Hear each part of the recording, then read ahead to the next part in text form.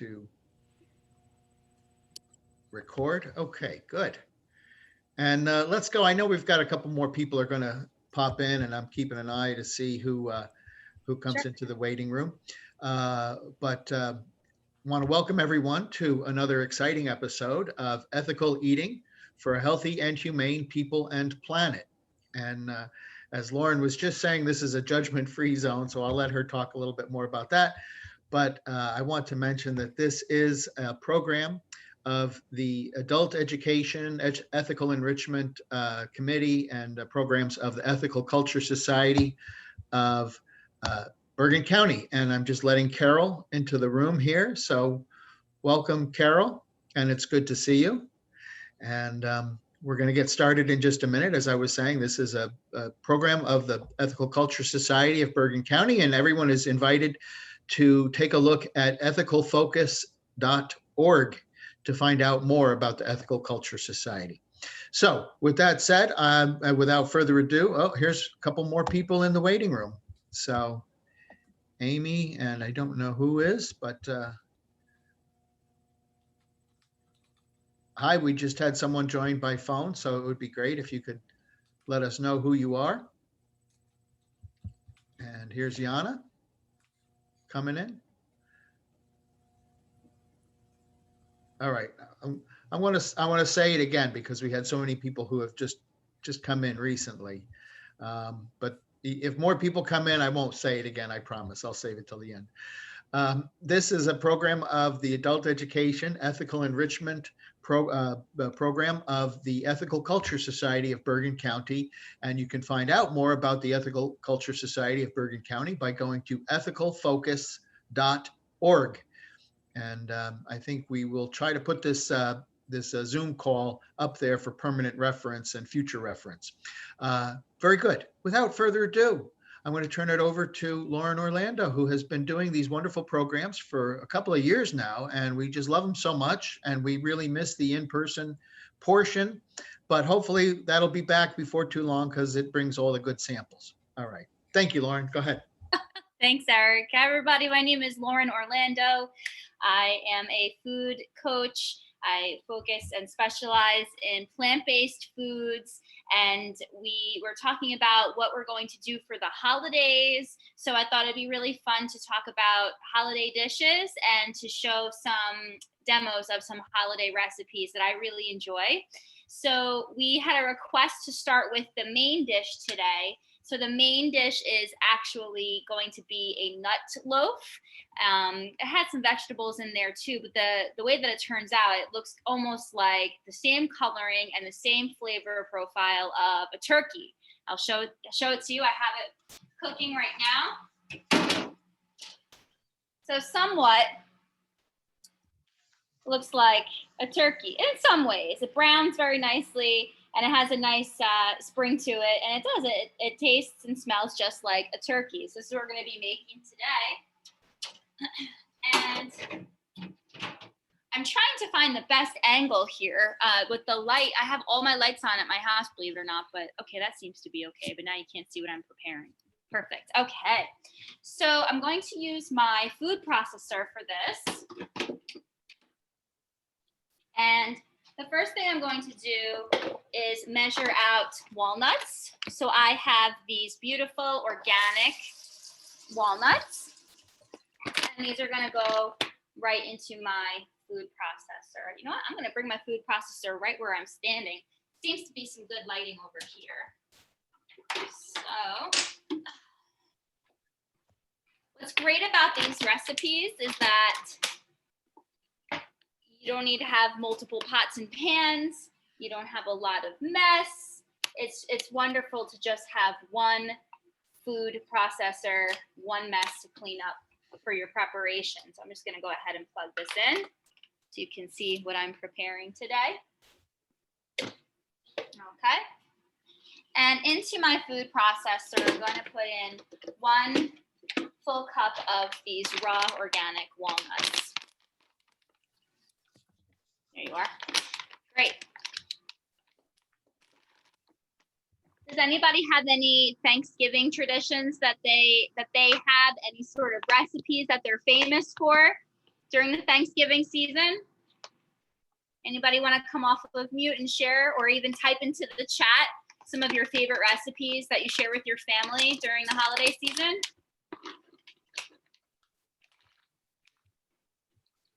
Okay.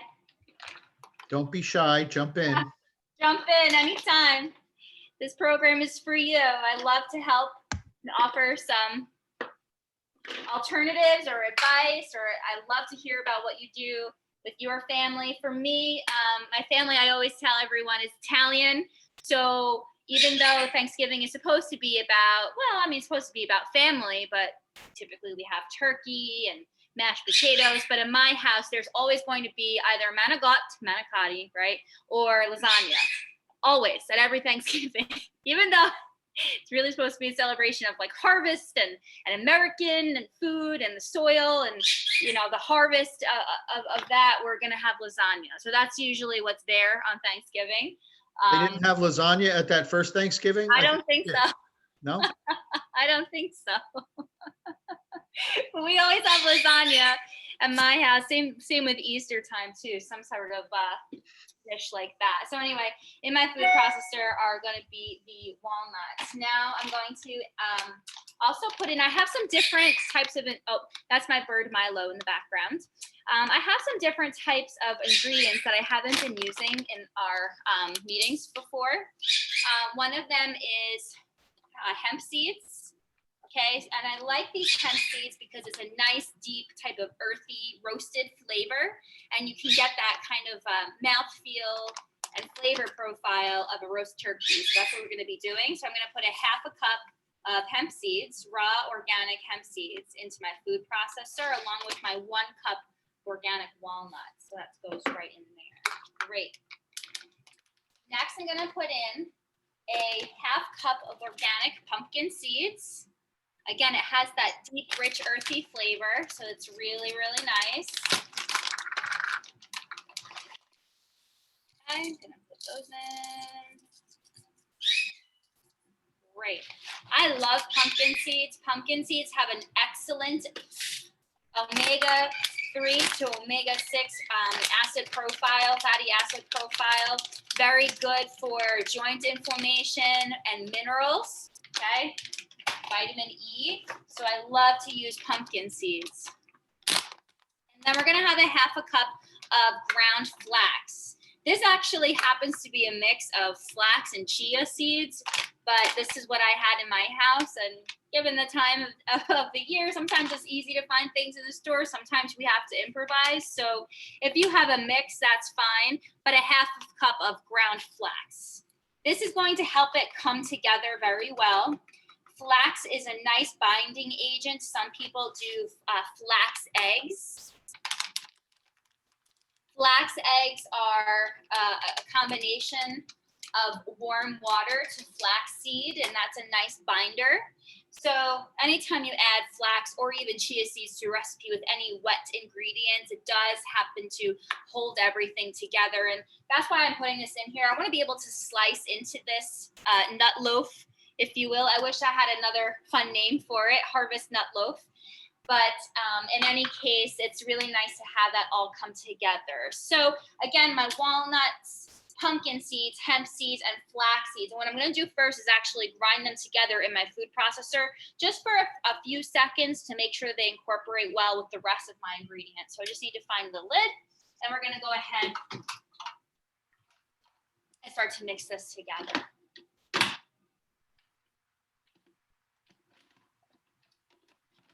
There we go.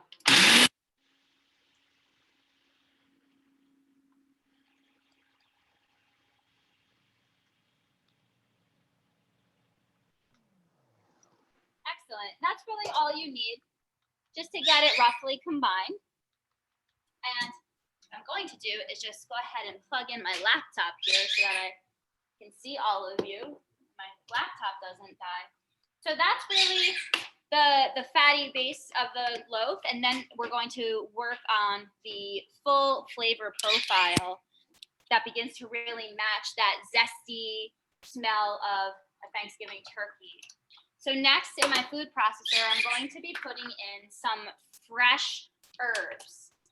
Now, again, when you use fresh herbs, you typically can use less fresh herbs than dried herbs because they're a lot stronger. When you dry the herbs, yes, you have the beautiful flavors, but they're just not as strong. So when anytime you use fresh herbs, you're going to use less than what you typically would with dry herbs. Now, I do see some comments in the chat.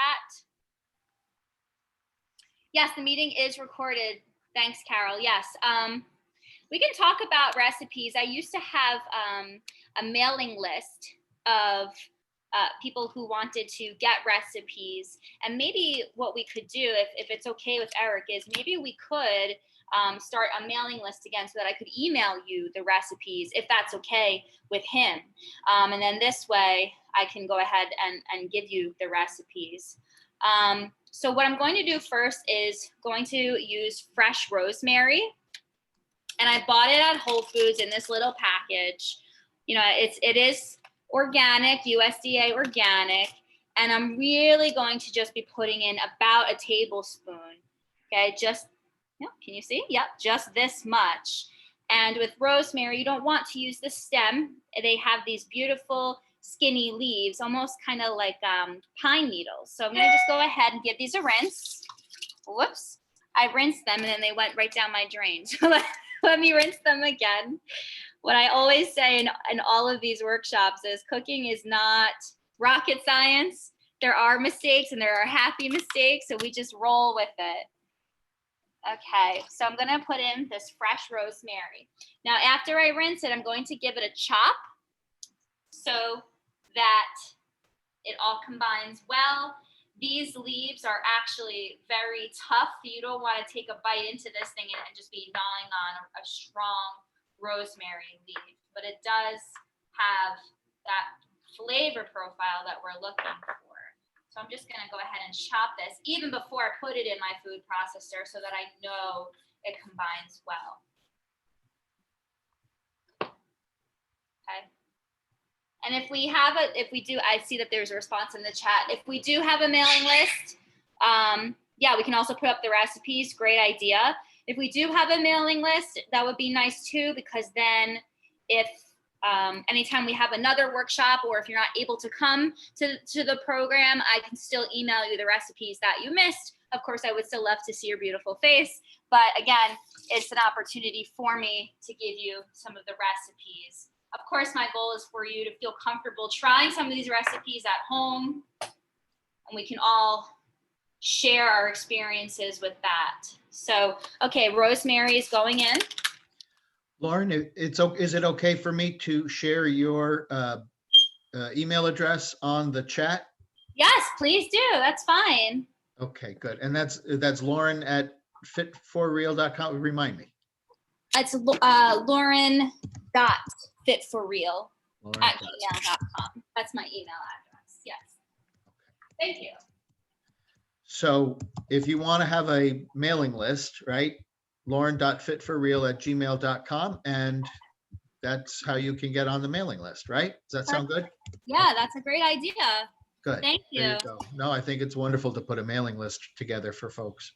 Yeah, and then this way I can also email announcements about where we're meeting, if we're doing this virtually. With the weather, I don't know these days if we're going to be online or what the story would be with our current challenging situation. I don't even want to say COVID anymore. I don't know how anybody else feels, but in any case, it'll be good to share announcements. So, okay, so now I'm going to be putting in the sage, okay?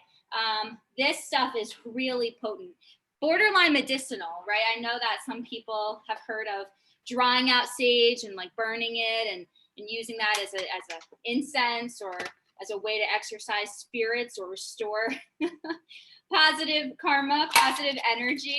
But for now, woo, if you see the sage and how beautiful it is, it's actually kind of furry. It's like fuzzy. It's very interesting. So the sage also gives us that deep Thanksgiving harvest flavor. And I'm really only going to be putting in about 4 leaves. I have this whole container here, but I have a food dehydrator. So I'm thinking, you know what, maybe I can dry these beautiful herbs because you can't always find these.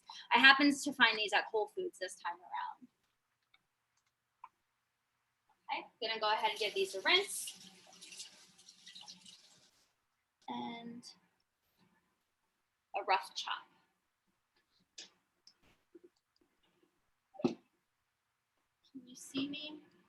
So difficult with the computer. Maybe I'll just go back to using my phone. Okay. Give these a rough chop. These go into the food processor as well. And then, last but not least, we have thyme. I wish we had time. I wish I could always get more time, but this is thyme, T-H-Y-M-E. Also, I bought it at Whole Foods. Now, thyme, I usually just buy it dry. I think it's just so fascinating to see it fresh. It grows kind of like this on a woody stem, and the leaves are what we use in the recipe. So just be sure you can either take a small paring knife, okay, and go down the side like this on your cutting board. Okay, you put the little branch here, if you will, and then just kind of slide your knife down this way. For me, I just use my nails and I just rip them off. So either way would work best. And you want just the leaves. And each of these herbs, when I chop them up, really only about 1 tablespoon. That's really all you need to get the Thanksgiving flavor profile. So I'm gonna just go ahead and rip some of these little leaves off and throw them in my food processor.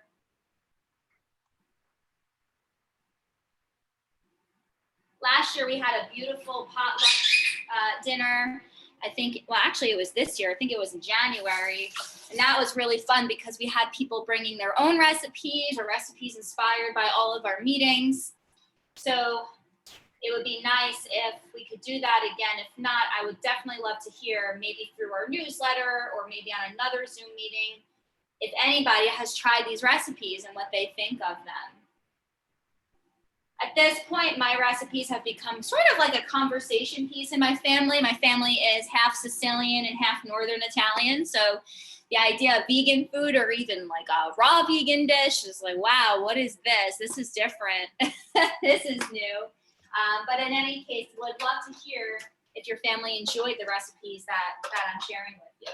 Okay, next I have a quarter of a white onion, organic. That's gonna go in the food processor as well. And I'm gonna give that a chop. Does anybody remember the trick to chopping onions so your eyes aren't watering? Does anybody remember? No? Does anybody have any tricks other than wearing maybe goggles or something? Underwater, right? Under running water? Yeah, under running water. Yep. Or if you have just a glass of water, thanks, Elaine. If you have a glass of water and you put just an open, this is my water bottle here, but if I put an open cup of water next to the onion as I'm chopping it, what happens is those oils and fumes from the onion, they always try to gravitate toward the closest water source because that's kind of like the onion's defense mechanism, if you will, so that it kind of protects itself. So open glass of water or cutting under the water, as Elaine was saying, that's the easiest way to prevent your eyes from tearing when you chop an onion. Also, too, your eyes will tear less if the onion is fresh. If you've had the onion sitting around for a while, and again, yeah, I'm Italian, so we stock up on onions and sauce and pasta and all that kind of stuff. So sometimes the onion isn't as fresh, but the fresher the onion, the less likely that it will happen. Okay, so here we go. Enough about onions. It's gonna go right here into the food processor. And next, we need carrots. So I have organic carrots. And again, this is basically what I can find in the store. So I have these carrot chips. And I'm going to just chop up these carrot chips to about, I have a half a cup of carrot chips. And I can't open this. All right. It's perforated, like you can open it, but that's just deceiving sometimes. It doesn't always work that way. So on days like this, these types of foods are so warming. These types of spices really kind of warm up the digestive system, and it's just so cozy to eat this way. When people think about holiday time, they think of those warming spices like nutmeg and clove, chai spice tea, gingerbread cookies. And I was always thinking, why do we always associate these flavors with the fall? And honestly, these are biologically, these are very warming. These herbs and spices are very warming in the body. So it's really nice to have food like this, especially on a day like today. So I have my carrot chips. I'm gonna go ahead and chop these up. Put them in my food processor, along with the rest of the nuts and the spices. And the last thing we're gonna put in is celery. Same type of flavor profiles if you were making Thanksgiving stuffing or a turkey soup. You always need to have the celery, onion, carrot. What I'm gonna do is actually, I'm going to, let's see, who's the host of this meeting? Eric, are you able to make my video, like the spotlight video or the highlight video? Do you know how to do that? Like you move your mouse over my picture? Let me see. Yeah. Well, now it looks okay. I have it. Looks like I have it pinned. Oh, you do? Okay. Could just right be now. my view. Maybe mine is on speaker view or something like that. So, but maybe that's only on my. That may be only on my view. So let me see if there's something that I can do. And, There is a way to share your screen, Lauren. Yeah, I know. Not sure how to do that, but I know there is a way. I think I just wanted to make it so that my video was like the big video, so that everybody could see all the ingredients that I'm putting in here. I'm trying to see if I can make you the host. Oh, that would be a good way. And then you would be only you can share, I think. I don't know, but let me. Okay, let's see. Security, lock meeting, enable waiting room. What about if you go to the participants screen and you just put your mouse over my name? There should be, it should highlight, it should say mute. Okay, I see. Right, here's more. Spotlight for everyone. Remove all pinned videos, continue. Great. Now I think, thank you, see? Now it's nice and big, right? Right, that's the, okay, good. I learned something. Good. So, because I had you, on speaker view on my screen, right? And, but I didn't realize that wasn't what was recording. Okay, so now I know how to do that. Great, thank you. That's awesome. Okay, great. Now it feels like a cooking show. Everybody. Yeah, much better. Okay, great. So I put my carrots, onions, celery. Now I want to add a little bit of salt. Which I have. I'm sorry. How much celery did you put in? Oh, I didn't put in my celery yet. Thank you, Eric. Celery is going to be 3 stalks of celery. I'm just putting in a pinch of Celtic sea salt. I need to put in my celery, 3 stalks of organic celery.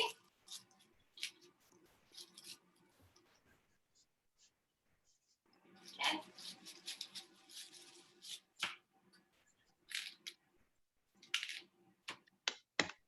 I buy these organic celery hearts at Whole Foods.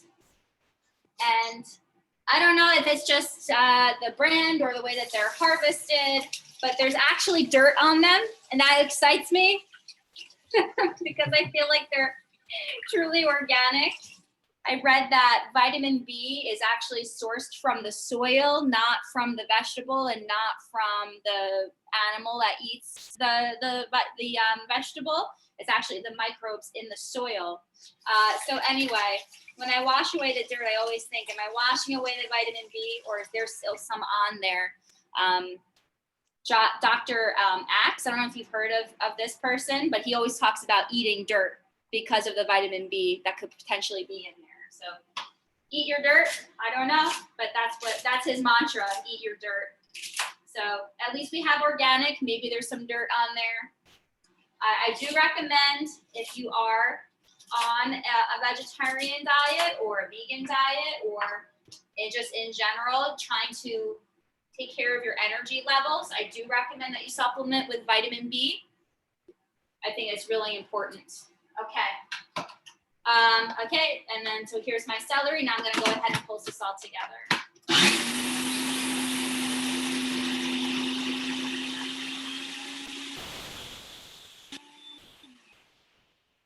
All right, I'm going to go ahead and just use my spatula to help this combine. I didn't add any water to this. Okay, typically I'll add some sort of liquid to get this to bind together, but I don't need it. It's going to come together just by itself.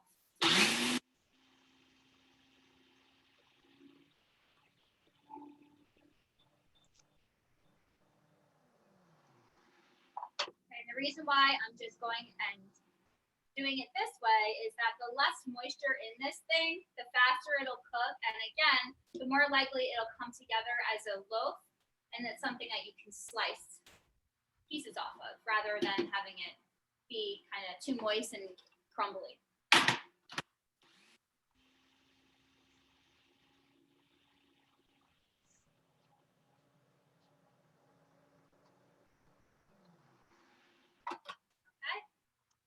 so that looks perfect. I'm going to do this one more time. I see a couple of little pieces of celery and onion on the top. So just one more time, and then it should be ready to go.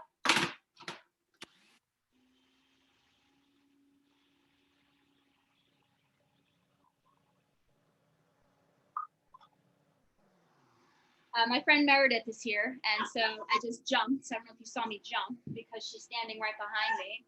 So these are the things that happen when you work from home, right? Anything can happen. Okay, so here's my mix of my nut loaf. Okay, and it smells beautiful. It smells so savory and delicious. I have my pie plates that I bought from Home Goods a month ago, and I'm going to use my pie plate to put the loaf in the middle. Lauren, I still have your pie plate from the blueberry pie from last month. I washed it, and when we see you again, I'll give it to you. Okay, thank you. I know. What I talked about last time is that I went to Home Goods to buy pie plates and ended up spending like $92 on throw pillows and just strange things. Of course, that's what happens when you go to Home Goods, right? But I love my pie dishes. I think that they're beautiful. It's a good way to present vegan food and raw vegan food on gorgeous plates because it just brings out the beautiful colors that you're using in your recipes, and it creates a beautiful presentation as well. So I'm just scooping this out right into my dish here. And I'm trying to make it sort of like a mound because the way that I see it, it's a shape that people can kind of recognize as a loaf, number one. And number two, we can garnish it around the sides with some beautiful kale or some greens as well. So here it is. Here's the loaf, okay, in my pan. And I'm just kind of pressing this down now to make sort of like a little mound here, a little loaf. Can you actually shape it into the form of a little turkey? I guess. It's just something that people recognize. That they look for a big platter with some sort of meat on it, right? I spent my first few Thanksgivings eating tofurkey, and tofurkey is a great transition food. Okay, so if that's something that you would like to try this year, by all means, I recommend trying it. One of the things that I don't like about it is that it contains gluten, and all of my recipes that I share in our workshops and in this program are gluten-free. I myself am celiac, so I don't eat gluten. And a lot of times people have reactions to gluten that they're not aware of: headaches, inflammation, chronic pain, mucus can all be caused by gluten. So I try to not eat it. Tofurkey has gluten in it. There's another brand called Quorn, Quorn, and they make another substitute for turkey, but it does have egg in it. So it's vegetarian. It's not entirely vegan. So I decided I was going to try to make my own loaves. Last year, I made raw vegan burgers, like little turkey burgers. This year, I'm going to make a loaf. So here's the loaf. How beautiful that is. So simple, right? Now, what I'm going to do is pop this into my food dehydrator. So I have an Excalibur food dehydrator at home. For anybody who doesn't have a food dehydrator, I recommend turning your oven onto the lowest setting My oven goes down to 180. Some people even have 150 or 140.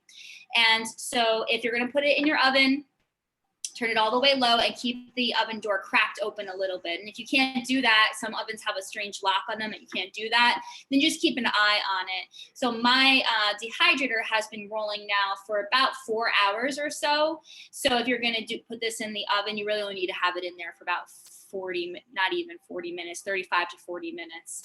Okay. Just until it's nice golden brown. You don't want it to be like a hockey puck. You need it to be a little bit moist. Okay. So here's our loaf. Okay, I'm going to go ahead.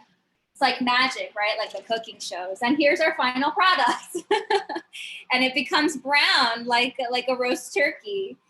And it's pretty springy, okay? Because we have that flax in here. So it's good. You know, you get the same type of mouthfeel. You get the same coloring. And we'll dress it later with some kale around the sides as well. So that is the nut loaf. I'm just gonna go ahead and put this one in my dehydrator. This is the part where we all wish we had smell-o-vision and taste-o-vision, but hopefully that'll be coming soon. So, okay, so it's in my food dehydrator. Okay, so next I have some other holiday recipes I wanna share with you. But does anybody have any questions or thoughts about the nut loaf? You can either come off of mute or type in the chat. I have a question, Lauren. Go ahead. And that is, how long will it keep? Will it keep if it's not cooked? Should you cook it and keep it? Should you, like, I don't know, if you make it now and you want to have it at Thanksgiving, is that possible? I don't think it'll freeze well. It'll probably last 4 to 7 days. 7 days is like the max amount of time you want to keep this around. So if you want to make it ahead, then I would say if Thanksgiving is on a Thursday, the earliest you could probably make it is like a Tuesday night. It'll still be good. Tuesday night for Thursday. And Yeah. and would you put it, now you only dehydrate it, right? You don't actually cook it per se, right? Right. Okay. And so I'm sorry, I didn't catch how long you dehydrate it for. So when I dehydrate this, I'm dehydrating it for about 4 to 6 hours. 4 to 6 hours. If you're using your oven, you really 35 to 40 minutes. It depends on the temperature. I dehydrate at 118 degrees. If your oven is at 140 or 180, again, less than an hour. So you would just keep an eye on it. I would say 35 to 40 minutes would be the sweet spot. You want it to just be golden brown on the top. It should not be too crispy because it's meant to be moist, like have like a mouthfeel a little bit chewy as well. Gotcha. And so now you say you can slice this and sort of serve it in slices. Mm-hmm. And so you use a sharp knife, or do you use a serrated knife, or just a sharp, I guess that's what I'm curious as to how it cuts. Yeah, I typically use a bread knife, a serrated knife. Gotcha. Yeah. Okay, that's a good idea. Gotcha. Yeah. Okay, good. Do you ever put any like a salsa or anything, or like a cranberry or something on it? Would that work? Would it like a cranberry? I think you could use cranberry, but I'm going to actually show a mushroom gravy to put on top. Oh, all right. Yeah. Good transition. Good transition. Yes. See, I'm helping you here, but I didn't know you were going to do that because that's great.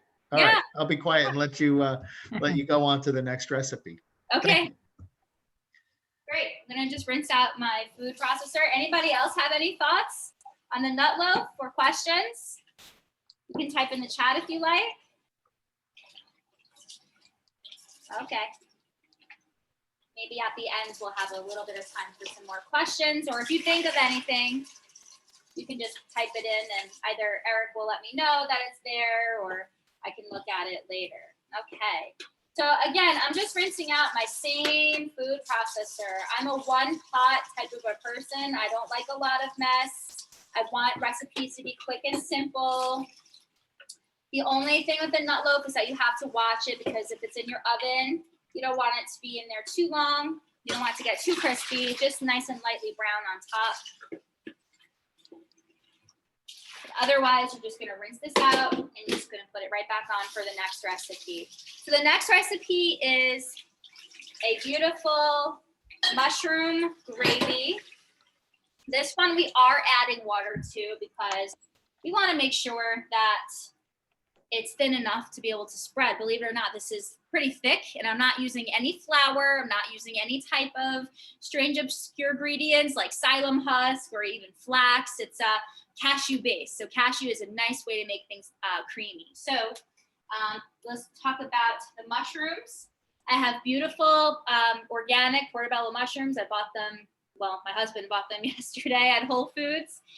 So that's our main ingredient, are these beautiful portobello mushrooms. I have 2 of them. Okay. So I'm gonna chop up my portobello mushrooms and throw them right into my food processor.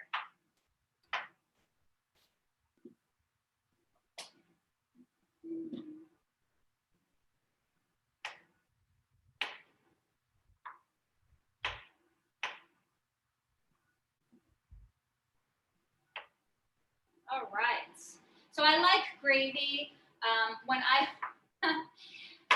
It's funny because when I was a little girl, I had a fascination with animals as a kid, but I never made the association that when you see an animal, that it could also be part of the, the animal agriculture industry, I'll just say in a nice way.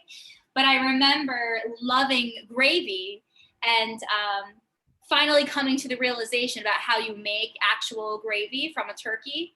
And my mom was like, yeah, you just take like the drippings in the pan after, then you like tip the pan in your pot and you add like, what was she using? Flour to make like a roux to make, I'm like, oh my God, it's just like the fatty parts of the turkey in the pan, like that, ew, but that's what makes it so good, right? So that's why we have to have these cashews, because cashew adds that fat and that rich creaminess that you want in a gravy without using animal products. So I have organic raw whole cashews. This brand's Terrasol Superfoods, it's from Amazon. I like the way these taste. I think that they are, let's see, they have a less bitter aftertaste. They're kind of creamy and sweet. So I like to use these. I'm gonna put 1 cup of organic raw cashew in here. To the food processor, right with the mushroom. Oh, 1 cashew went flying. Happens, it all happens. Okay, next we're going to add a little bit of salt. Up. A little bit of salt, about a teaspoon of salt. And the same flavor profiles as before, all right? So our carrot, onion, celery. I think in French cuisine, it's called mirepoix. And they typically take these and they put them in a cheesecloth and they hang it on the side of a pot to make like a stock, because those are the savory flavors that people associate, and it makes like a really nice, deep, rich flavor. So we're gonna add that to this as well. We wanna continue to bring out those same flavors that we have in our loaf. So I'm going to put in 1/2 cup of chopped carrots. I'm going to add 2 stalks of this organic celery.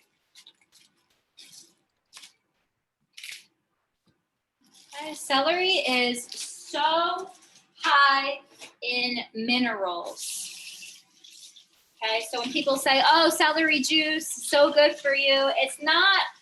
I thought it was a fad, right? I thought it was just a whole bunch of hype about celery, but celery is very high in nutrients, extremely high in minerals. If you're going to have a celery juice, have it right in the morning on an empty stomach. And you'll notice that celery does wonders for your body. One of the things I just learned about celery is that it brings up the hydrochloric acid content of your stomach. So it provides a really good platform for increased digestion. So you can actually build your metabolism off of having celery juice on a regular basis. So I recommend celery juice. Now, instead of using onions this time, I'm going to use scallion. I don't want to double up on too much onion, although I want that savory flavor. So I'm going to just use 2 stalks of green onions or scallions, okay? So I'm calling this 2 stalks, even though it has a branch on it. Okay, 1, 2, 2 stalks. These also have dirt on them. Good, we like that. That's my favorite part about going to a farmer's market. When things still have dirt on them, they still have the earth on them. That's when I feel like I'm eating a true vegetable from the ground. It was harvested from the ground. All right. So here we go. Gonna rinse these off and throw these in my food processor as well.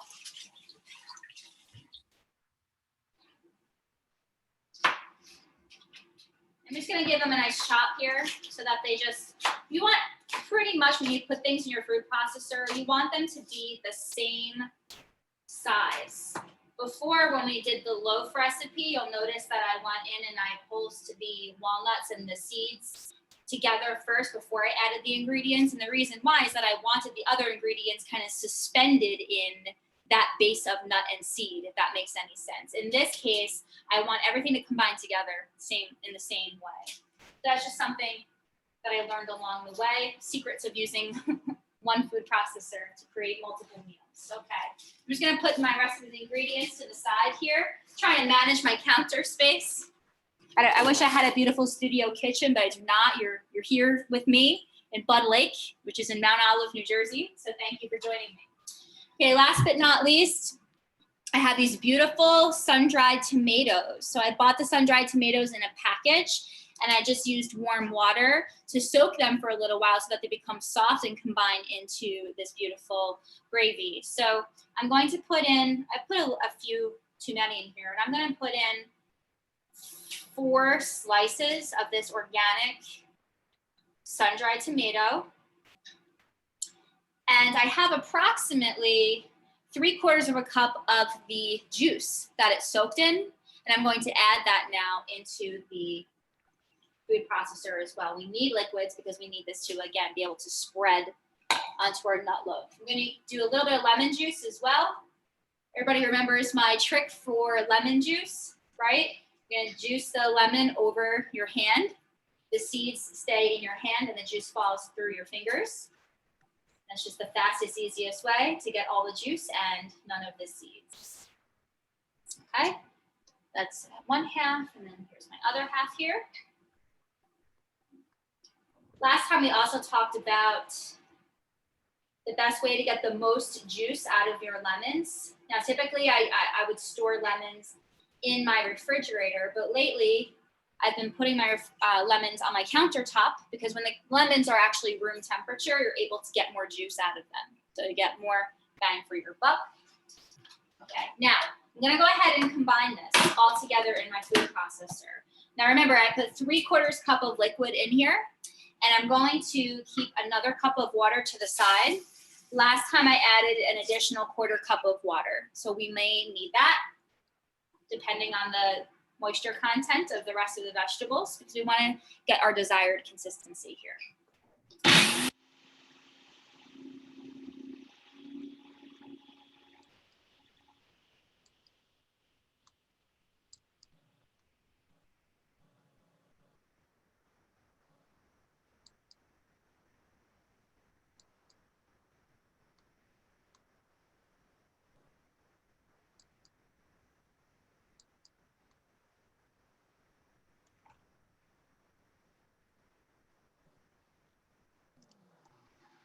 Okay, now as you can see, what starts to happen is that everything starts to combine really well down here, but we have all these stray pieces of onion and carrot and scallion. I see carrot, see pieces of celery up here. So that's why you always have to have one of these rubber or silicone spatulas.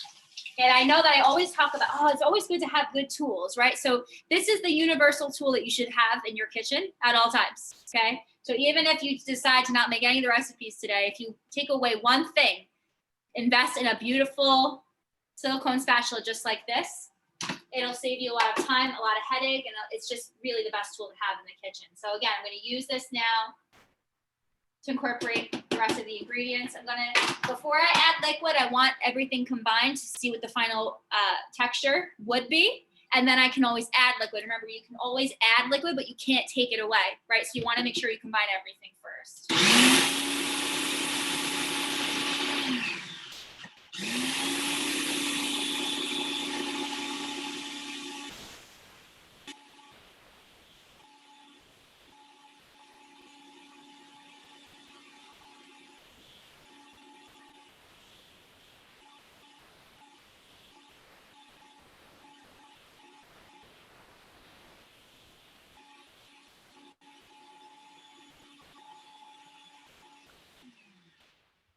Okay, so it is coming together. It's a little chunky. I see some pieces of cashew that are still kind of suspended in there. So I'm going to take my quarter cup of water. I'm going to add it. Okay, that should do the trick. One last time.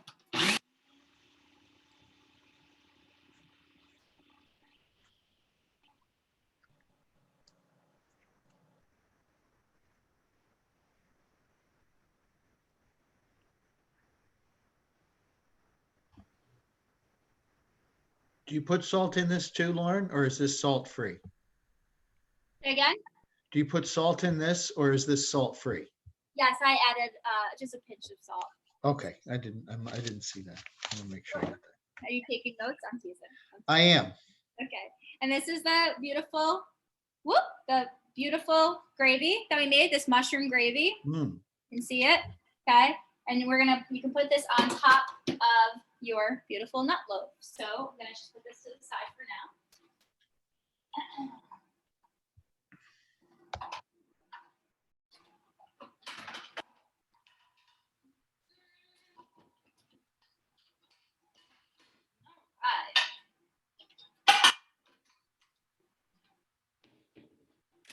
So this gravy will get, it'll thicken again once you refrigerate it.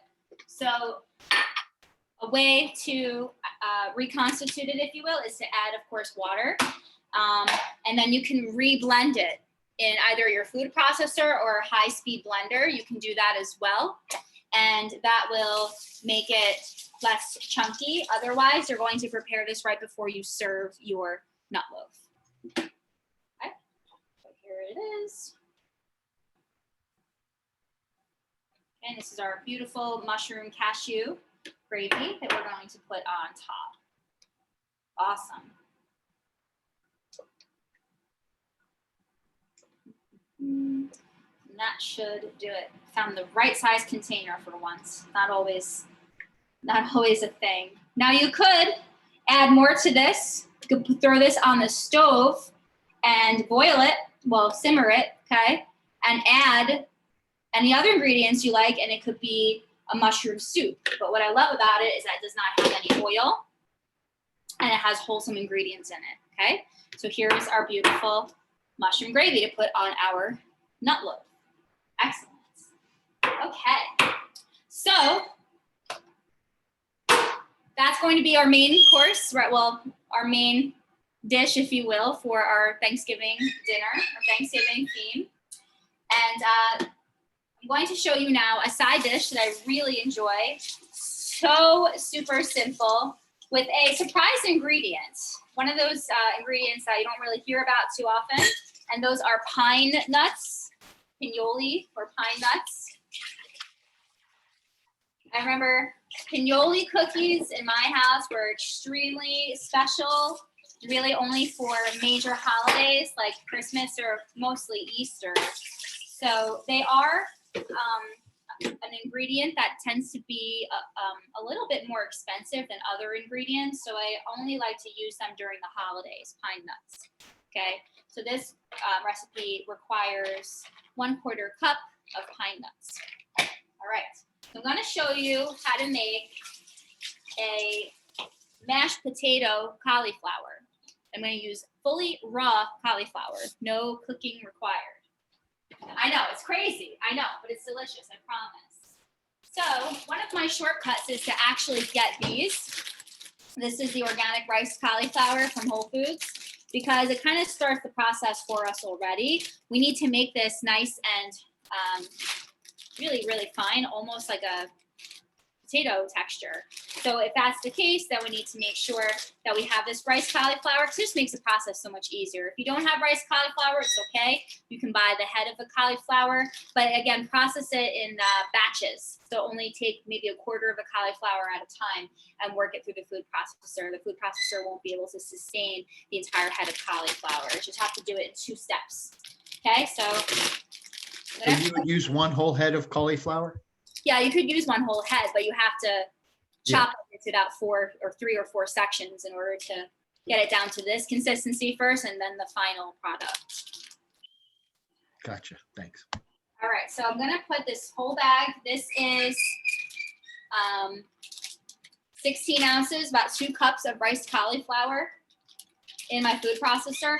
You could buy it frozen as well. You would just need to thaw it, and then also make sure that you put it over a colander and get the extra moisture out overnight. So thaw it and then put it over a strainer or a colander and get the extra moisture out of it before you put it in your food processor, and that'll make sure that it has that fluffy texture rather than being too watery. Okay. All right.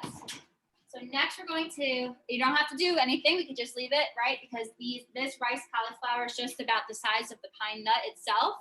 Okay, so we don't need to do much other than add it straight in to your food processor. I'm gonna come back to my rosemary. Again, I'm going to use about a tablespoon for this. Okay, just about this much. And I'm going to rinse it, rough chop it, and throw it in as well.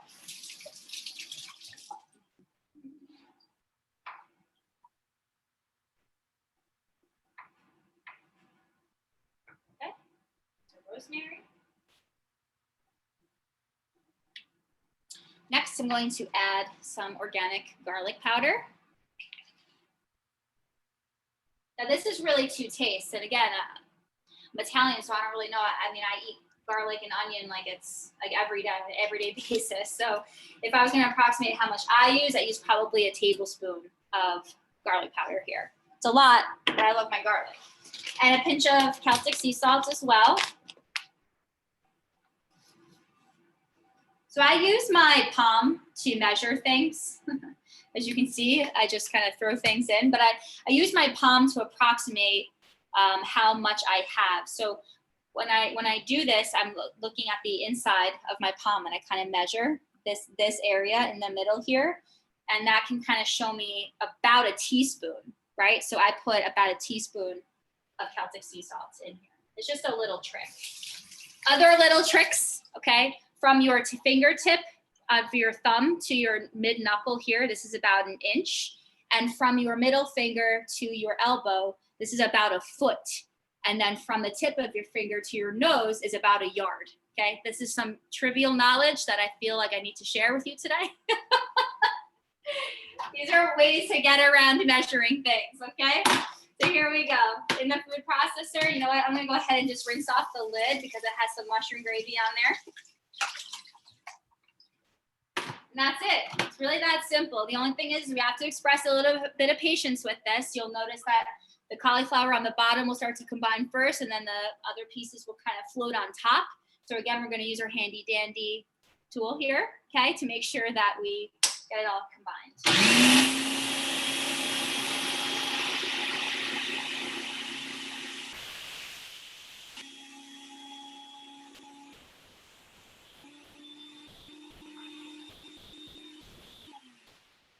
Okay, so as you can see, it's pretty much the texture that we want right down here, and then up here it's still rice cauliflower. So we have to use our spatula to just get it all. And all I'm doing is removing the cauliflower from the side of the bowl, and I'm just pushing it toward the middle. That's it. I'm not adding any water, because again, I don't want it to be watery. I want it to be fluffy, like fluffy mashed potatoes.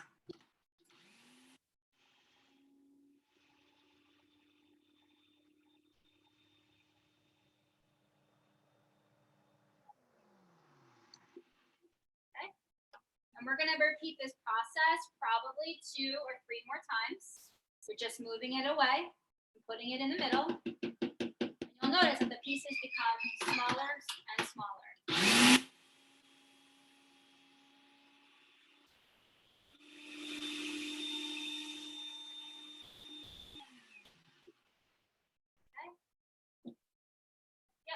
2 more times. It smells so garlicky and delicious.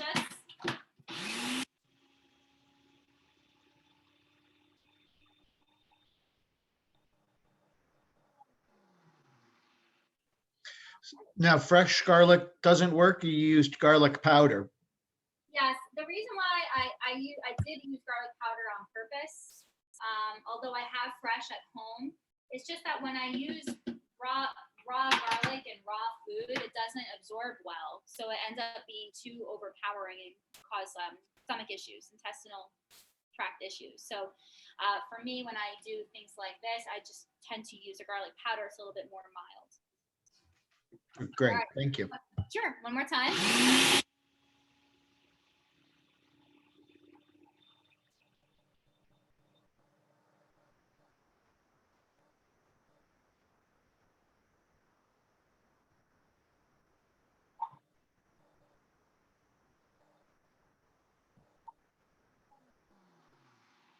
Right.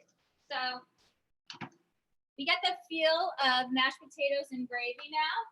It's totally the best day for it. Just come in here and put in your mashed potato cauliflower on your plate. Oh, it smells so good. You're just gonna put a nice mound on there, just like regular mashed potatoes. The pine nuts make it incredibly addictive. I don't know why. It tastes nice and fluffy, but then the pine nuts give it that richness. It makes it so delicious. Okay, so here is our mashed potato cauliflower, and I'm gonna grab a spoon. And here's our beautiful mushroom gravy. Put it right on top. Like, who wouldn't want to eat this? Yeah, I mean, it looks a little different, but overall, still get that same Thanksgiving mouthfeel presentation. And you can trick yourself into saying, you know what? It looks kind of like what I'm used to eating. Okay, so that is our cauliflower mashed potato with our pine nuts and our beautiful mushroom gravy. All right, taste test time. Oh yeah, delicious and so super simple in this one food processor. So good, so good. It's so exciting that my bird is like, you hear him? He's freaking out. He's so excited. Okay, He's happy. he's happy. So good. All right, thoughts about Probably because, you know, in solidarity with the turkeys.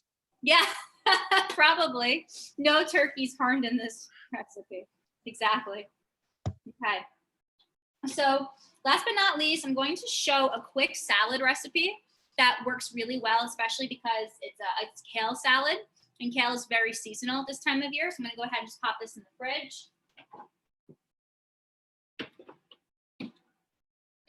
That is so good. This is going to be my lunch after we sign off. Okay. So I'll just move this to the side. Maybe Meredith will eat it. We'll see. And I'm going to move my food processor out of the way. We don't need a food processor or any sort of fancy equipment for this last recipe. So before I move on to the salad, does anybody have any thoughts about the cauliflower mashed potato with pine nuts? Questions? I also really love pine nuts, and I had a recipe I made last night with chickpea pasta and then a dressing of chopped avocado, toasted pine nuts, and a lemon vinaigrette. Oh, And you can toss either Parmesan or nutritional yeast on it. But those pine nuts, especially when they're toasted, amazing. Oh, that sounds so good. Great flavor profiles. You could do the next one if you want. That's the thing, right? You can do the next one. Yeah. I love your recipes, Lauren. Thank you. Thank you. I want that recipe. I think my husband would really like that one. All right. So there's a sink full of dishes here. My mother was not in the food industry. She had all sorts of really fun jobs. She's in the fashion industry. But she taught me probably the most valuable lesson And that is you typically clean as you go. Okay, so you'll notice that even though I'm talking and I'm preparing for the next recipe, everything that I used for the first thing that I made, I'm putting it away so that when I'm done, I have my last dish and my kitchen is clean. Okay, so take the time to clean as you go. It makes this whole process less intimidating. All right, I'm throwing out my lemons here. I'm throwing out my celery, cleaning off, getting ready for the next recipe. Very good. All right. So I don't keep my kale all the way at my kitchen table. Running out of counter space. So all about kale. Here we go. I've been a vegan for a decade. First I was vegetarian, then I dabbled in pescatarian, then I became vegan. So that whole journey was 10 years and now fully vegan. And whole foods, plant-based vegan, which means I don't really eat a lot of processed food. I don't really have oils. I don't eat gluten. I don't eat a lot of processed bread products, wraps, things like that. I try to keep my food as whole and unprocessed as possible. That's why I invested in a food dehydrator. I'm just trying to eat good, nutritious foods with the most amount of nutrient density as possible. But the one thing I did not enjoy was kale. And I'm not kidding. I really did not like kale. One of the main reasons was that I didn't realize that kale needs to be given a little extra TLC before you eat it. So kale needs to be massaged. It needs to be tenderized, if you will, so that it has a better mouthfeel. You're not chewing until your jaw hurts and it doesn't have that gritty type of after effect on your teeth like spinach typically has. So these are all these little tips and secrets about kale. So we're gonna give kale a try today. See if you like doing it like this. I feel like once I tried to prepare kale this way, it became more fun. One of the things I like about kale the most, see, this is the part where it's like, you can tell I'm addicted to like salad dressing. Anyway, is that kale is spongy, right? Like the top of a broccoli. So all of the dressing, anything you put in a kale salad typically absorbs. So every bite has that delicious dressing you're putting on it. So that's why I tried to use kale. Kale is in season now. You always want to eat food that's in season because if this is the time of year that it typically grows with less interference of temperature control or light control, you're really getting the highest nutrients you possibly can. Okay, so kale is in season and that's why we're going to prepare a kale dish. Now it could be a side dish to the things that we made, or it could be an appetizer, but it certainly all goes together. So what I did was I took my kale and I removed it from the stem. So that's always going to be the first part. These woody stems really make the whole kale experience terrible. Okay, these stems are so tough when you get kale. And when I go to Whole Foods now, there's so much beautiful kale. It's huge. It's like crawling over the produce section. So as delicious as it is, again, we have this giant stem here. So when you begin your kale cutting process, you need to remove this giant stem. These leaves here are typically okay, but some of these even have these tough stems. So you want to cut around, okay? You want to take really just this part out. Okay, this is the part that makes a delicious salad. You can't use any of these stems here. So this is regular green kale, but in order to have a nice portion, I had to also purchase red kale. So the kale that I have in my bowl here is actually, whoa, red kale. And you can see that some of the pieces of it are actually purple. It's really interesting. And I actually spilled kale all over my laptop, so it's fun. Well, I'm really vegan now. Once you start spilling kale all over your laptop, there's no excuse. You're definitely not a closet vegan anymore. Okay, so that's the first step. Now, I let the kale come to room temperature, so I left it in my bowl here. And the first thing I did was I just went in and squeezed it like this, like massaged it. And this is kind of tenderizing the leaves, making them more palatable, less heavy chewing. Okay, so I'm just going in here and just squeezing it, just like this in my bowl. See if I can, there you go. Kind of squeezing it like this in the bowl. All right. Now, how do you know when you're done massaging this thing? It's quite interesting, actually.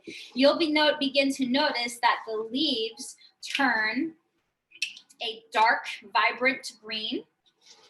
Once you start to notice that the color is changing, you get a sense that you're kind of bruising the leaves, so to speak, so that it's nicely massaged and tenderized. Okay, so you're gonna notice that the color changes of this kale. Okay, so there it is. That's so silly and so simple, but it makes a huge difference, I promise. Okay, next I have the juice. So I used 2 bunches of those beautiful red kale. And now I have 2 lemons. They've been sitting out on my countertop. I'm gonna rinse them again with a little bit of warm water. Okay, that's how you get the most lemon juice. Another trick is to actually roll the lemon on the countertop like this. Okay, so if you roll it, now you're releasing even more juices. I want to get the most amount of lemon juice out of these as possible. Reason being is that the lemon will tenderize the leaves even more, make it even that much more delicious. So it goes to lemon juice. Does anybody make kale salads or kale side dishes on the regular? Yes, I do. You make kale? Okay. Yeah. Yep. Okay. Massage it. And Carol does too? Yeah? A little bit? Yeah. What kind Sometimes I use a little truffle oil or Ooh. truffle flavored oil, just a little bit because it's strong. Yeah, truffle oil sounds good. Okay. I massage them with olive oil. And Okay. As I'm massaging them, I'm breaking them into smaller pieces. Right. Right. That makes it so much more doable to chew on the kale if it's in smaller pieces. I agree. Very good. Yeah, so I don't use oil. I do use fat. I use a lot of plant fat in my food. I believe that plant fat is very good for you. Oil, if I'm going to use oil, I get organic cold pressed extra virgin oil. That's what it is. Yeah, yeah. I think that would be the best way to get the most amount of nutrients from the olive. Okay, so I'm just putting in this lemon juice. I got 2 seeds. Get it out of there.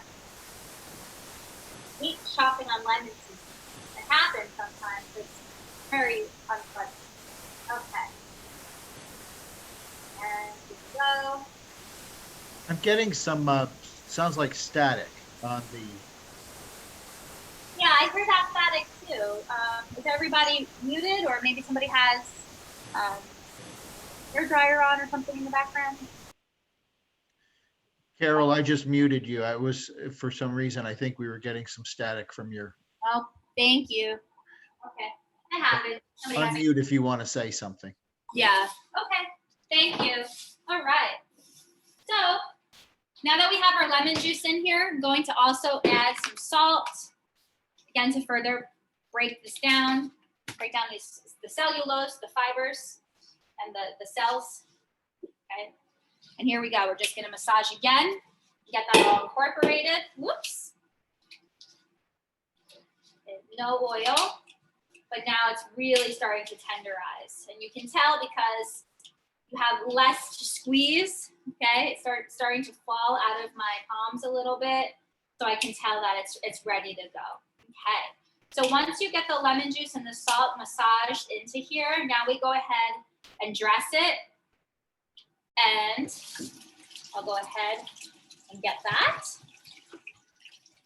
Oh, it's really starting to pour out here. I guess it's better than snow. We had snow actually on Friday. That was interesting. Okay. And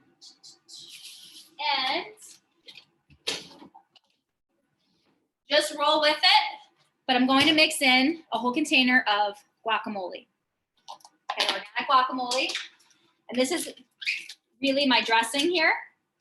And you could use avocado, but I do like the cumin. I like the warm spices that they put in guacamole. I'm gonna just put this container in here. This is the smaller container, 8-ounce container, so 1 cup of guacamole is going right in here. in the kale salad. It is lower in fat because if you're distributing 1 cup of guacamole throughout this whole salad, which could be about 4 servings here, okay, you're still lower in fat than if you added a bottled salad dressing on here as well. At this point, it might be easier to use tongs to toss it. So I'm gonna go ahead and get those. Here we go. I'm just gonna toss this all together. You see? Oh yeah, look at that. Delicious.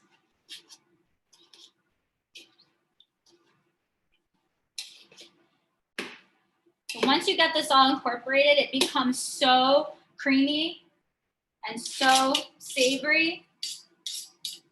Now I can eat this right out of the bowl. Sometimes I put a little bit of nutritional yeast on top. Okay, and how are we doing on time? It's 2:44. Okay, so. Good. This is usually the part of the program where you set out all of the delicious samples for us to enjoy.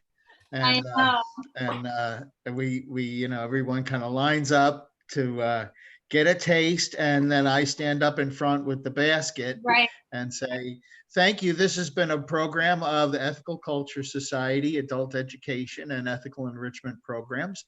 And if you'd like to make a donation to help support the programs and to defray the costs, which generally when you get to eat it all yourself, Lauren, we don't reimburse you, but you were very generous last month too. So any donations that anyone would like to make, please go to ethicalfocus.org/donate. That's the Ethical Culture of Bergen County website, ethicalfocus.org/donate. And I think that there might be a way to mention that you're donating just as in honor or as appreciation for this program. And we certainly do appreciate it, Lauren. And this is, it looks great. I'm going to try. I don't know what my Thanksgiving is going to look like this year. You know, I mean, we'll all sit around on Zoom eating and munching. That's the worst thing is, you know, it's eating with your mouth full on camera and everything. But anyway, we'll have to see what we do. But I definitely am going to make the nut loaf because that looks really tasty. If anybody makes recipes, I would love it if you could email me a photo of what you make. I would love it if it's okay. You don't have to put your face in the picture, but just your beautiful dish. I would love to put it on Facebook or put it on the Ethical Culture page on Facebook, just to show how inspired you were by joining these programs. Okay, so that would be wonderful. I'm just going to show my spice profile for the salad, and then we'll close it up for today. A sprinkling of cumin, a half a teaspoon. Cumin, beautiful. Half teaspoon of smoked paprika. Oh boy, now we're really talking spicy, warming spices. And of course, some garlic powder. Okay. And that's it. It's a spicy, zesty kale salad, no oil, low in fat, high in flavor, and massaged and tenderized. Okay, so here it is. Beautiful. Yum. Yeah, I'll eat this whole bowl myself, but I think I'm gonna have to share. So I'll put that down. Okay, awesome. All right, everyone, that's all I have for today. I'll stay if you have any questions, or if you want to come off of mute or type in the chat. Thanks, Lauren. It all looks really good. You're welcome. Thank you. Have a wonderful Thanksgiving. Do we know any idea about for next month? Next month is going to be the holiday time, so we're going to move on to cookies, I think. Cookies. All right. Pies. We had a lot of pies, so now we should do cookies, bar cookies, raw cookies, cooked cookies. Yeah. That sounds great. So that, as usual, again, unless we change it between now and then, we're the first Sunday of every month. We do it outdoors if we can. Probably will be too cold in December, but if we get a heat wave, then who knows? Maybe we will. Right. But look for us online on Zoom next month, the first Sunday in December at 1:30 for ethical eating for healthy and humane people and planet. And thanks again, Lauren. Really, always another just a great educational and fun time spent. Thank you, Lauren. Thank you. It's always so much fun. Thanks, Lauren. Take care. Thank you. Take care, everyone. See you Happy next time. Thanksgiving, all. Happy Thanksgiving. Yeah. Bye. Bye-bye.